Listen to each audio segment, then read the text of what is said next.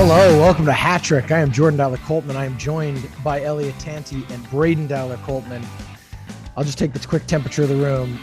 Compared to about 30 minutes ago when the Oilers were looking at overtime to now, how's the blood pressure all around? How are we all doing? Woo! Feeling great. Yeah, I'm feeling somewhat relieved, but I don't know if my heart's going to be able to take this if we go on a run, boys. It was like passing a kidney stone, wasn't it? It was kind of like you're so relieved when it's over, but there's nothing pleasurable about the process. No. There's a lot of pacing. We'll talk about that in topic one. We got lots to talk about there. We'll talk about what else is going on in the NHL. We'll take our hats off. Here we go. Here it is, topic one. All right, we're not going to waste any time.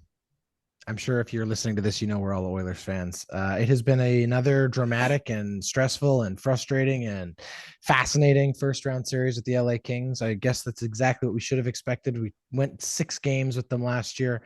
I have said multiple times over the course of this week that I believe very strongly that the management of the Los Angeles Kings and the coaching staff of the Los Angeles Kings has built this LA Kings to beat one team, and that is the Edmonton Oilers. They look at the Pacific Division the same way a lot of other teams do, and they say, all right, we can't be the fastest or we're not going to outscore everybody, but what team do we have to worry about? You know, I'm sure everybody in the Central Division looks at Colorado and goes, we got to be built to beat them.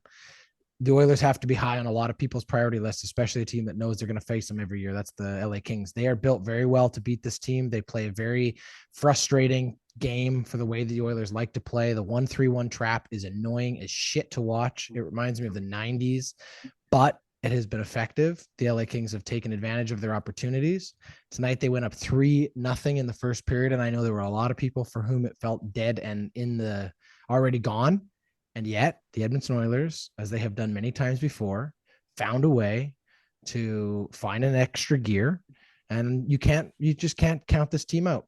Braden, your thoughts so far on the series? We're now facing a best of 3, where you were 5 or 6 days ago prior to the series to where you are today. It's been a bit of a roller coaster, but where are you at now that we're tied up at 2?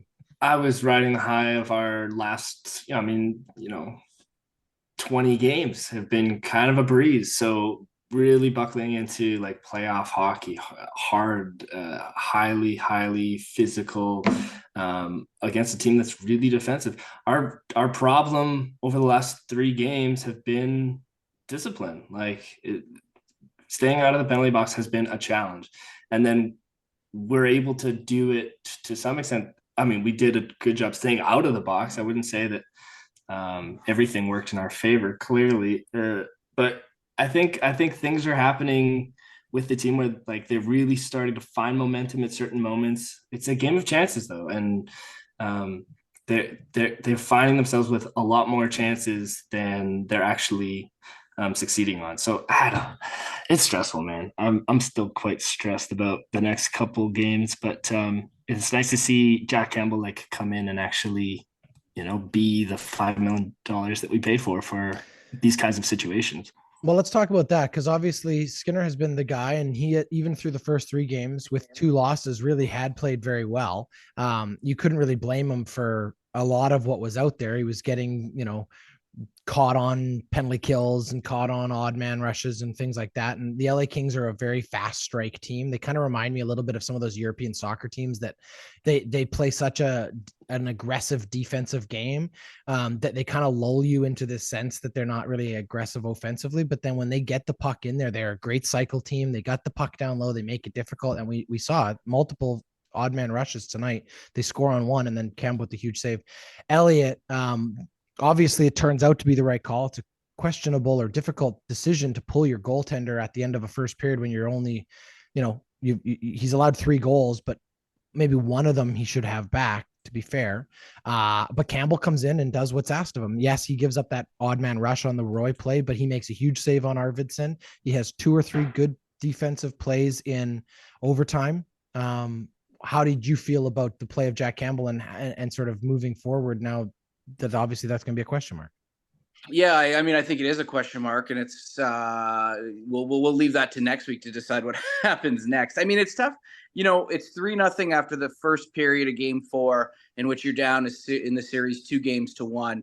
It's very difficult for me to pin any of that on Skinner, even the 3-0 game tonight. I think they obviously, took him out because the team needed a spark, and that's exactly what it provided to the team. And, we've seen this happen plenty of times in the NHL in the past, and it worked. So that's good. It feels really good to be able to have Jack Campbell come in there and do what he did, which was hold the fort. I mean, a number of important key saves in the second. Edmonton was not the better team in the third. In fact, I think they got outplayed in the third. We're lucky to get out of that period with the tie that they did. And a large reason why they were able to, and they weren't down 5-3 or even 6-3, was the play of Campbell. So, yeah, really nice to have him there. So don't you think he starts, Elliot? Like, I got to disagree in the second game that we lost. Skinner let in 2 absolutely unacceptable goals in the NHL level. And so you're seeing these kind of like rookie. I mean, it was nice to see Desharnais finally get benched in the third period and beyond, because it's like these games matter, and to be stuck in these situations with these rookies, like, now, granted, Skinner has earned his spot and he's an all-star and he deservedly, needs to be in the net, but don't you ride Campbell? Campbell just came in and saved your series just now. Yeah, so, I mean, I think absurd. the question's open there. I didn't feel particularly comfortable in Campbell's play, but that's generally how he plays as a goalie. So that might be something that I just, as a fan, have to get used to. I think Skinner looks like a more complete goaltender on the whole. I mean, but your point is fair. 3 out of the 4 games played, the Oilers have been the better team, and they've come out with 1 win and 2 losses. And at times in the playoffs, if your team's rolling and you're playing really well, you need your goalie to make a big save. And Skinner has yet to sort of do that. It's hard for me to even say that, but, he hasn't made the save that Jack Campbell made in the third period tonight. Yeah. That's been the difference. So either way, whatever Woodcraft decides to go with for game 5, I would support it. I think there's arguments on both sides for who you play. Braden, you mentioned the Vinny Desharnais benching. I think it's interesting that it took a long time to get there, but all 3 of those goals, he's out of position or making the mistake. He gets beat flat-footed on the I think it was Arvidsson's goal. He pinched on him. He's responsible in some parts for a bad play in the first overtime game that leads to the penalty. He's responsible for a bad turnover in game 2. He's clearly showing the rookie experience level, and we've seen that before. Ethan Bear in the Winnipeg series comes to mind, and it's challenging. Those guys at the NHL level are going to get exposed when you face the same team over and over, because the other team's able to identify. And the LA Kings have clearly identified that when he's out there on the ice, that's an opportunity for them to attack it, and they seem to be doing that. And it's like when you have a DB who just can't keep up with the wide receiver, they're going to keep hitting that guy. And I think it was smart that they benched him. I'm curious about the decision to bench Klim Kostin down the stretch. He didn't play a single minute of the third or overtime period.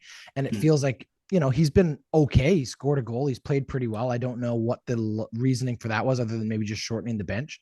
Yeah, but you have to be happy to see both Kane and Hyman get on the goal sheet. I want to talk about those 2 goals because I am seeing a pattern, and Klim Kostin comes into this.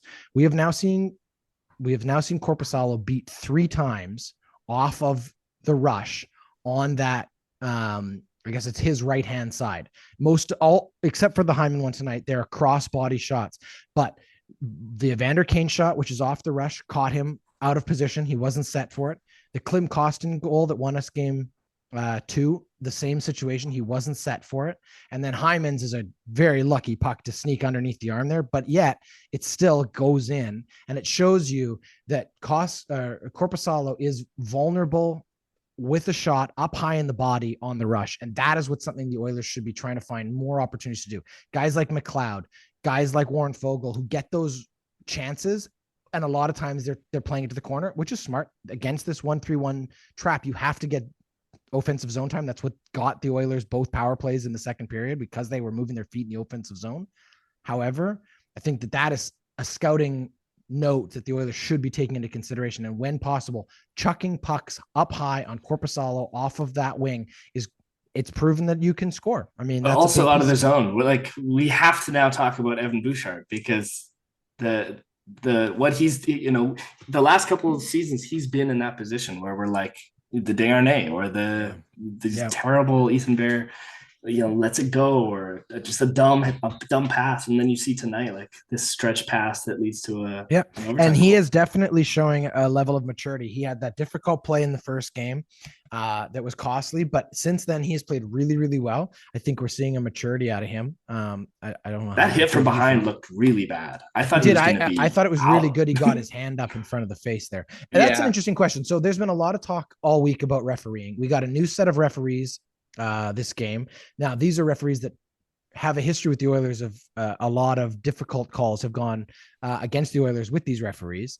But I thought tonight it was a very well refereed playoff game. I thought every call was a penalty. I thought they let a lot of stuff go, but I thought they let a lot of stuff go on both sides. And I'm okay with that in the playoffs, as long as you call it both ways. If you're going to call, how do you decide what? Because it's got to be egregious. And that's what they did. Every one of the penalties that was called. Oh, I don't know. I don't think that was ref well tonight. I personally do not think it was. I think that was a well-played, well-ref playoff game. They let the stuff that should go. There's no reason to be calling all of How did Draisaitl score that goal? Hold on. Doughty was tripped to the ground.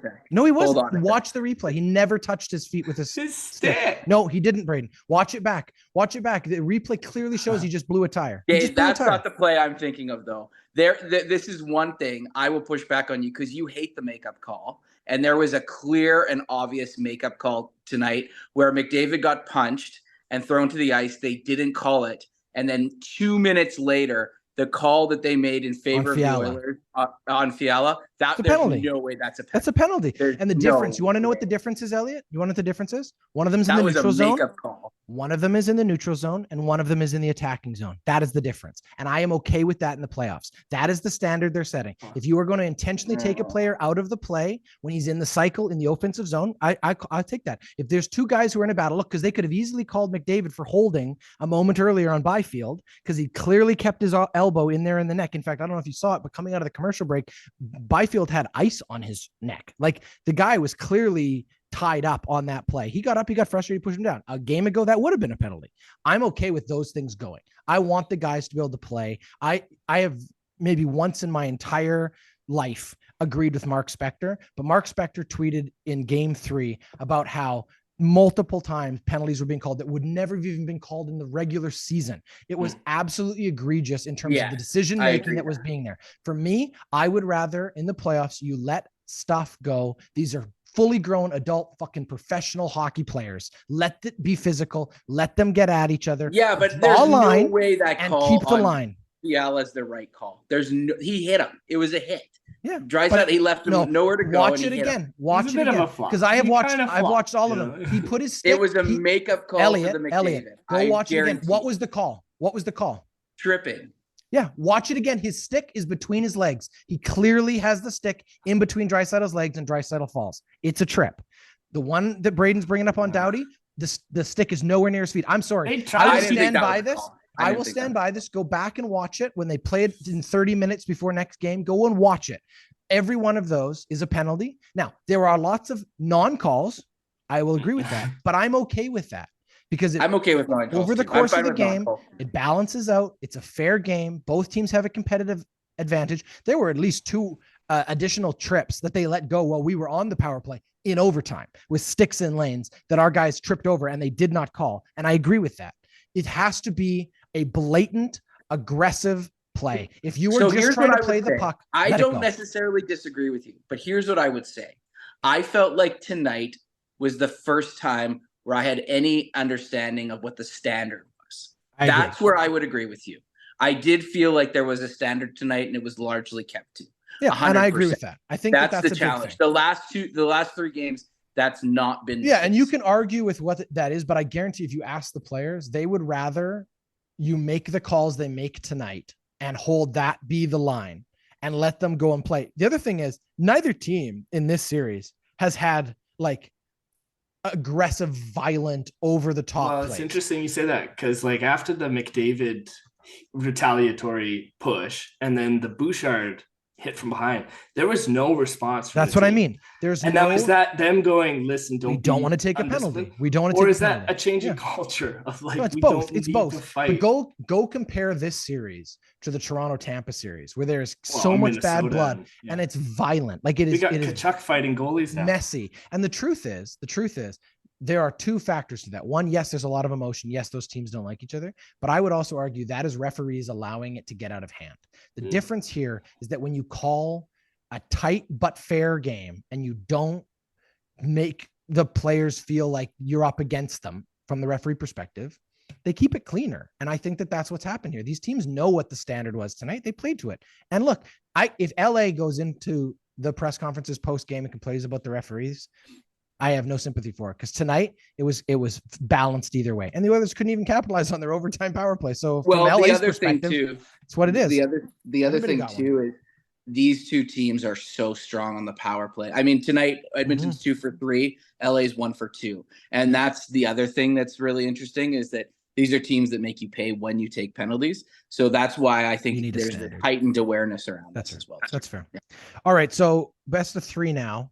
To finish this series off, the Oilers obviously with home ice advantage back, and they get to play twice at home, barring of course losing twice or winning twice for that matter. But it's a best of 3 here. So we kind of dug a little bit into the goaltending thing. That'll obviously be that everybody's going to be talking about that for the next 48 hours. I guess the question is this: what do the Oilers need to do to prepare themselves, knowing what they know now for the rest of this series? Is it about more Broberg, less Desharnais? Is it about trying to find another way to get another forward in there so we go back to a more traditional 12-6? We know that Holloway's been called back up.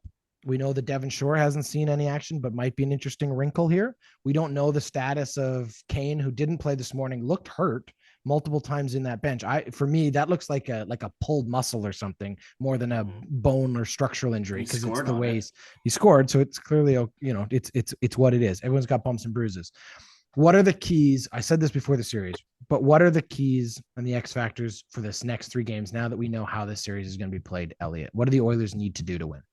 I think it's 2 things. I think it's continued depth scoring and contributions from the back end, namely Bouchard, and discipline. Braden? Yeah, 100% discipline. And the fact that we were in the box twice tonight, it's like that's a step towards improvement. And they got a W out of it. So that, and I think just like a solid back end, and that really is, stopping pucks from getting too hemmed into our zone because we have such a hard time getting out. I think that's the big thing for me. You look at what they did in the second period structurally was that they played such an aggressive forecheck that they got opportunities in the offensive zone.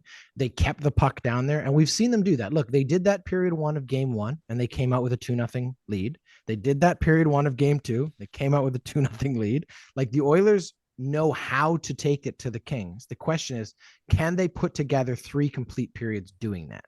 And when they figure that out, I think they're the better team in the series.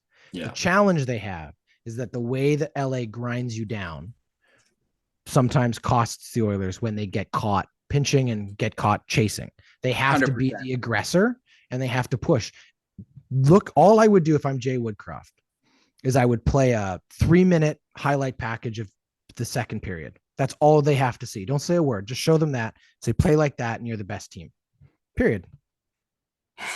And then figure out who you're going to start. Period of the playoffs. Who you're going to start. They lost. See who you're going to start. That's why I say you got to play like that all 3 periods, right? And in fact, in overtime, the Kings had 2 scoring chances in this overtime. The Oilers pushed the whole way, and that's what you need to do. All right, well, we will see. They play Tuesday in Edmonton. That'll be game 5. And then we'll go from there. All right, that's topic 1. Topic 2 this week is brought to us by Ellipses Thinking. Ellipses Thinking is the newest podcast from the Ordinary Podcasting Network.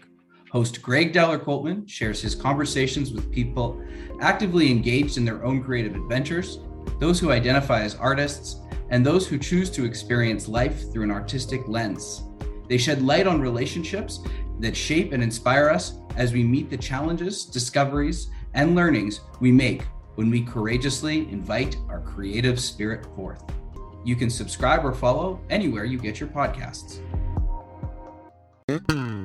All right, let's do a quick rundown of the rest of the playoffs here in topic 2. So lots of fun series, a very interesting East, and we've seen some fun stuff in the West. But the big storyline, obviously, right now is that you've got a couple series that, as we already talked about in topic 1, have gotten very, very heated. Let's talk about the Stars Wild for a second, if we can. This series is the other series right now that's tied 2-2.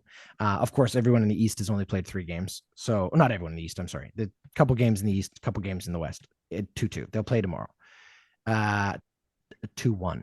2-2 is the Stars and the Wild. That has been a fascinating series to watch because, again, like last year, Ottinger for Dallas has really emerged as another really clutch playoff performer. And the Wild have been switching goaltenders, which is interesting, especially after you win a game, you switch goaltenders. For me, seems odd, but they made that choice and they lost. They lose tonight to tie the series. Dallas wins 3-2. Braden, this series has gotten pretty feisty. What are your thoughts on where Dallas and the Wild could end up here?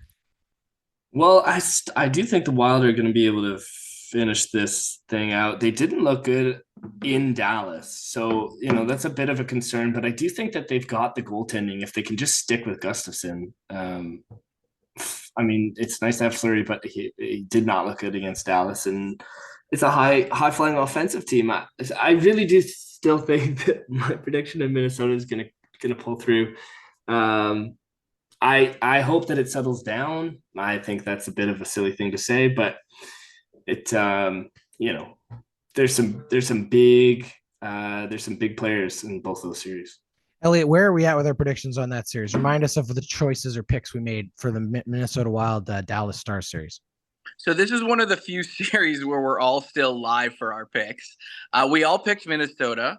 Either in 6 or 7 games. Jordan and Braden in 6 and myself in 7. So we're all live on that front. I mean, I was very concerned with the goaltending shift. I guess I sort of get it on one angle, but it just feels like overcoaching. And if Minnesota finds a way to lose this series, that's what I'm going to be pointing to as the reason why.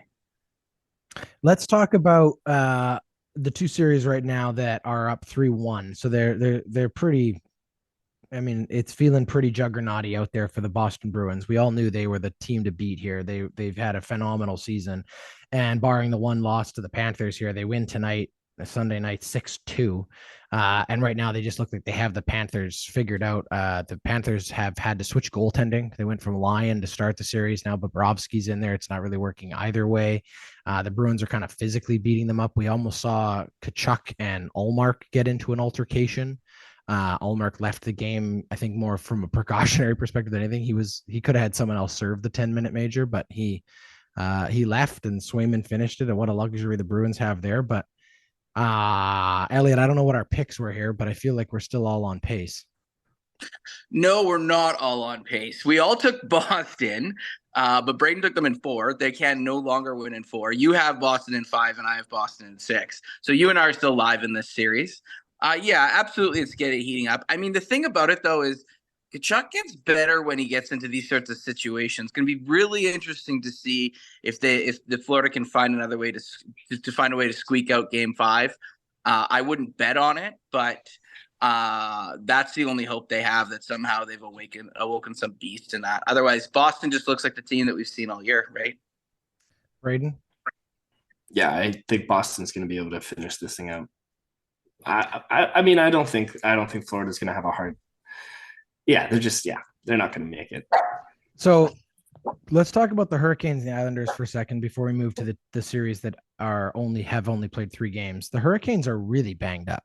That's what's been really interesting here. They're still finding ways to win, but they're missing Teravainen. They're missing Pacioretty. I believe there's another one of their main starters out there, but they have Sebastian Aho, who is playing out of his mind. Clearly, they're getting decent goaltending. They're winning games handily, 5-2 tonight against the Islanders. The Islanders just looked like, I don't know, a shell in that third period. I don't know if you saw any of it, but they just don't look like they have an answer for the firepower of the Hurricanes, who just keep getting all of these odd man rushes. Elliot, maybe remind us of what our picks were here, but this one feels again a little bit like the Hurricanes have a stranglehold, and they've got obviously another 3 chances now to knock them out. Yeah, so Braden's on the precipice of doing something amazing here and one-shotting this series. He had Carolina in 5. I had Carolina in 7. You had the Islanders in 6. So, I was just being the outsider. fair. That was my That's underdog pick. They Totally- just totally snuck fair. in. Totally fair. Totally, we love those picks, and when they work out, they're great. But yeah, definitely.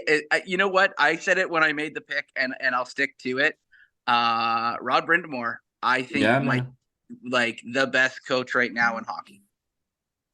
Yeah, that's definitely a good take. I would stand by that. He's one of the most interesting and most intelligent communicators we have, and fascinated to see what'll happen there in Carolina. Let's go to the other rounds, the other series that, as I say, are all going to have their game 4s go on Monday. We have the other Canadian teams in this grouping. So we've got the Jets and the Golden Knights playing. The Golden Knights winning in double overtime on Saturday night to take a 2-1 lead in the series.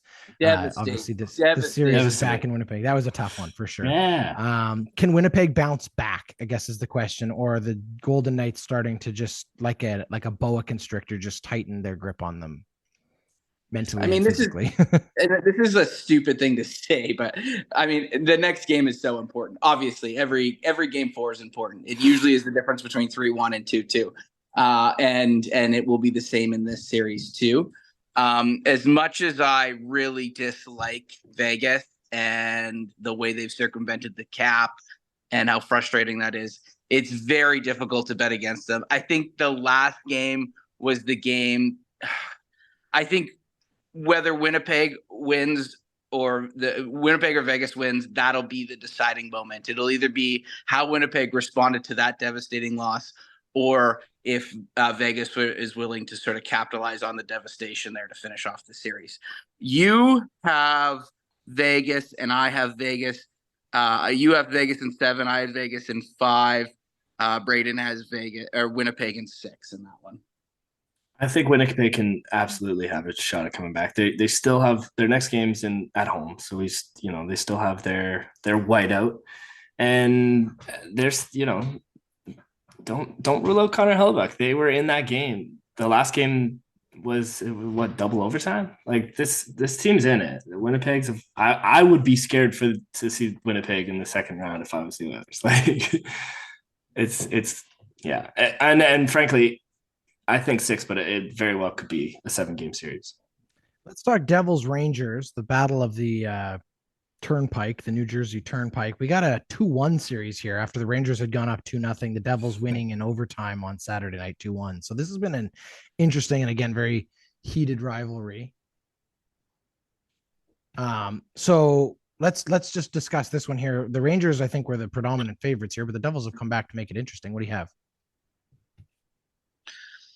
Yeah, I mean, I feel like this is the quintessential series, the win in 5. Like, I think the Rangers are way overpowering. Like, they're just so much of a better team than the Devils. I love the Devils, and the Devils are going to be good for a long time. A lot of good young players there, lots of excitement in that city, 100%.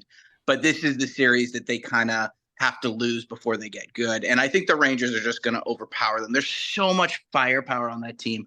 I have like the most embarrassing story to tell you guys. I went all out on Rangers in my fantasy hockey at pool at work, and I forgot that Tarasenko played for the Rangers. That's how, because I was just going through the list and like Greider and Kreider and Kane, Panarin. And Panarin. Panarin's the 5th guy you mentioned. I know. And I was like, I totally forgot about Tarasenko, who's Adam got Fox. a playoff performance. Yeah, and man, this team I is did get loaded. Fox. Kreider, Zibanejad. It's ridiculous. Yeah, it's Zibanejad. I know. This team is stacked. I think the New York Rangers are sneaky good. We all have New York in this series. I have them in 5, Braden in 6, and Jordan in 7.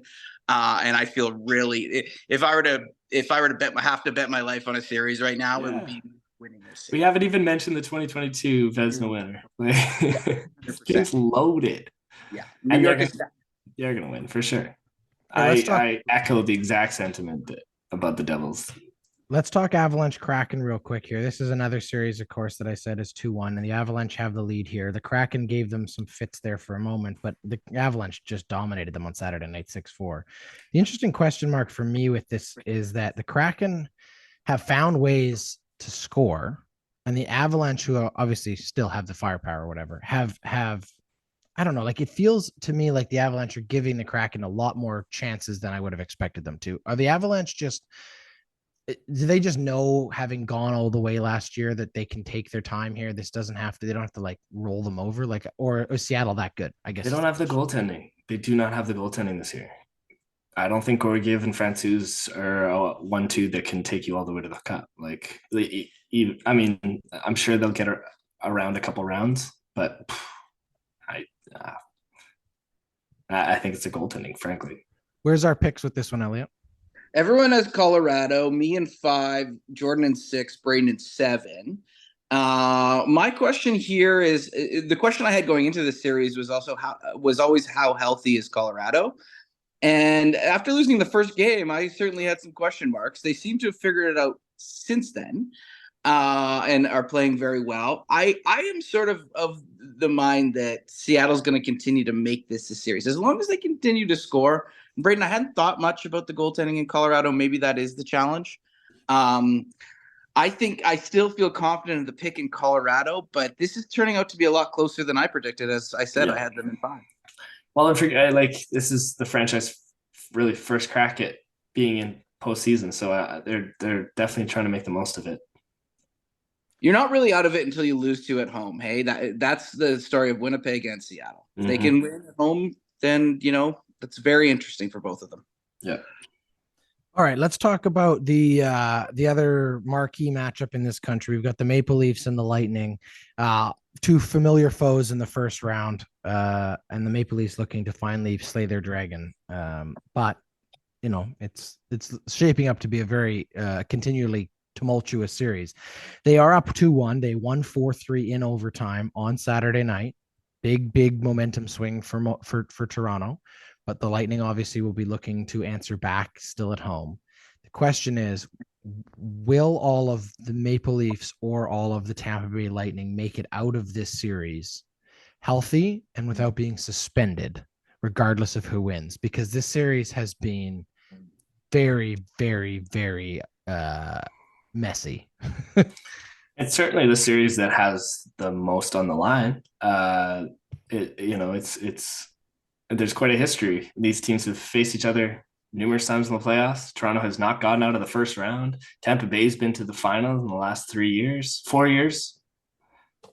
There's lots on the line here, and I don't see how we wouldn't see a 7 games of this. Like the first game, 7-3 for Tampa, second game 7-2 for Toronto, and then we finally had a game that was relatively close. Like these. Yeah, they're all out for blood. They're all out for it. There's so much on the line here. Well, and when you have coaches sniping at each other in the media too, it's not just on the ice, but or GMs yelling at fans. Like, there's a lot of animosity. A hot dog vendor was yelling at a fan, like that person would be fired. Like the organization should be held accountable here. It's interesting. It's very interesting. I have a feeling we're going to hear about the NHL stepping in on this series. I think it's gone too far, to be honest. And I think from like a public relations and image standpoint, yeah, we all love fiery playoff series, but I think when it gets to the point where we're at, where you've got the issues with management, coaching, multiple suspensions, blowout games, Corey Perry being Corey Perry, I wonder if things might there might be. We talked about referees in the first segment. I wonder if there might be a heavy hand in terms of refereeing in this next game in Tampa Bay. We are all still live for our picks, interestingly. Braden and I have Toronto. I have Toronto in 5, which is interesting. And Braden, Toronto in 7. Jordan, you had Tampa Bay in 6. My sense is I was really off in my prediction that this series is going to go long. All right, that's great. Let's leave it there. That's topic 2. Hey, I'm Sayer, and I love Marvel. And I'm Kaylee, and I love someone who loves Marvel. And we're watching through the entire Marvel Cinematic Universe, or MCU, in release order. There's another order. For Kaylee's first time. And Sayer's 85th. Wherever you listen to podcasts, you can find MCU. And me! Sayer's obsessed. And Kaylee's the best! MCU and me. Okay, we're gonna do hats off this week. I would like to go first. I would like to take my hat off to former Canuck, former Anaheim Duck, and current Hockey Night in Canada panel member Kevin Bieksa. Now, I never thought in my life that I would like Kevin Bieksa, but let me tell you why. Pre-game, when giving his analysis of what the Oilers needed to do, he pointed out how the 1-3-1 trap for the LA Kings is incredibly boring and gives them many opportunities to cheat. Those were his exact words. I thought to myself, wow, this is interesting. He pointed out he was wearing Oiler colors because he was hoping that they were winning. Was red and blue. It's this guy's a fool. It's kind of a salmon-y orange. Anyway, listen to his analysis post first period. All right. His exact words were, the Oilers are by no means out of this. They just need to get offensive time to draw some penalties. If they get a power play, they can make it 3-1 and they're off to the races. Then they get a regulation goal. It's 3-2. And then who knows what happens? They get another power play goal. Maybe they get an odd man rush. It's 3-3. We're back in the hockey game. That is exactly what happened. They had a power play. They scored 3-1. They got a regular strength goal, 3-2. They got a power play goal, 3-3. And all of a sudden, we're looking at a very different hockey game.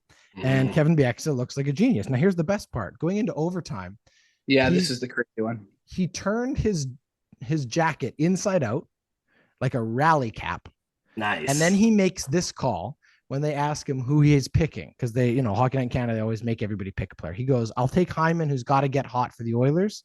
And then for the LA Kings, I'm going to pick Marcel Dion. Because he was so confident that Hyman would be scoring and that there was no way the LA Kings were winning. And then he pointed out on Sportsnet after the fact, for those maybe who didn't know who Marcel Dion was, he hasn't played since the 70s and 80s. We know who Marcel Dion is, and there was no way he was scoring for LA. He calls it his shot. Hyman scores.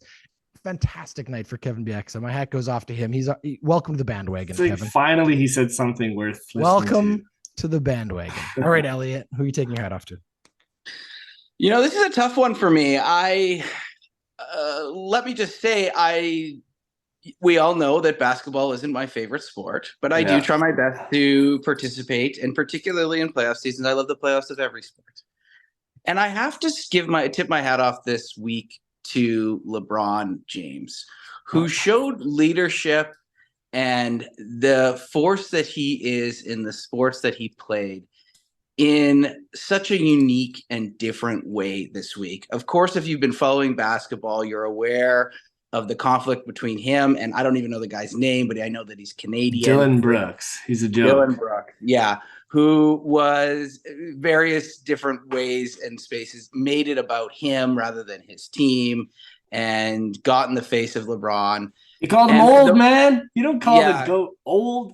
He called him old. He did a bunch of different stuff. And old LeBron, when he was at his peak, and he's no longer at his peak. Of course not. He's been in the league, 22 years, Braden? Something like that. Mm-hmm. He would have just put up 50, right? But instead, he led his team to the victory in the next game. And he did so with grace, but with a sternness that I think only furthers the conversation about whether he is the greatest basketball player to ever play the game. And I'm not willing or able or qualified to wade into that debate. But when I look at what happened this week, it certainly gives someone like me with a bird's eye view of the sport pause. I thought it was outstanding, both just in the way that he led his team, but also in the way that he behaved. He showed who he truly was, who we know who he is on and off the court. Proud to have been able to watch his career despite my lack of knowledge and, frankly, interest in basketball. So I'll tip my hat off to LeBron James this week. Lots of reasons why throughout his career, but tonight I thought really moved me in a way that doesn't always move me in basketball. Great choice, Elliot. Who you got, Braden? All right, I'm also going to tip my hat to a good story. The Wrexham Football Club. They won in the second year under ownership with Ryan Reynolds, Rob McElhenney. They are moving up into the English Premier League. Is that No, right? they're Football? moving up. They're moving up into the English League. They're moving on up. Division 2. They're 3 leagues away from the Premier League. Okay, They were 5 congrats. leagues away. There are 4 leagues. There's 3 between them and the Premier and I League. tip now. my hat 4th division, but it's a to big the win. You're 4th right. Division Wrexham Football I believe it's been Club. 15 years since they got promoted. Yeah, that's a pretty sweet. very long time. I know the feeling. And if there has ever been a better laid out plan for the reality TV show to have its storybook second season finale, they have teed it up because they've got a great documentary series. I think Elliot and I talked about it when we were talking about docs a few months back. That is a good one to check out if you haven't already. I believe it's on Apple. I want to say it's either on Apple or it's on Apple. Go check it out. But that's a good one, Braden. Hats off to Wrexham. Hats off to Ryan Reynolds and Rob McElhenney and Welsh soccer. All right, that's our show for this week. We will be back next week. We'll have most of the first round under our belts by that point. We'll have lots to talk about, I am sure. If you haven't already, please check out our website at ordinarypodcasts.com. You can follow us on Instagram. And as always, thank you for listening. That was Hat Trick.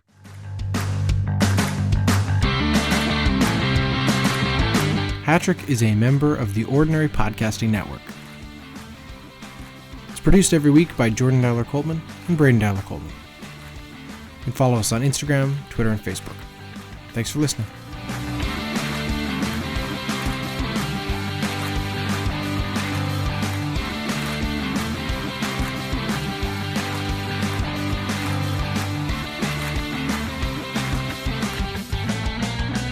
The Ordinary Podcasting Network wishes to acknowledge that the lands on which our conversations take place include Treaty 6 territory, the traditional meeting ground and home for many Indigenous peoples, including the Cree, Dene, Saulteaux, Blackfoot, Métis, and the Nakota Sioux peoples, as well as the unceded territories of the Coast Salish peoples, including the territories of the Musqueam, Squamish, and Tsleil-Waututh nations. We acknowledge the many First Nations, Métis, and Inuit whose footsteps have marked these lands for generations. And we extend our appreciation for the opportunity to live, create, and share stories on these territories. The Ordinary Podcasting Network intends to engage in conversations and dialogue which acknowledge that reconciliation is not a destination, but a journey, and that we remain committed to practicing our craft in a decolonized space.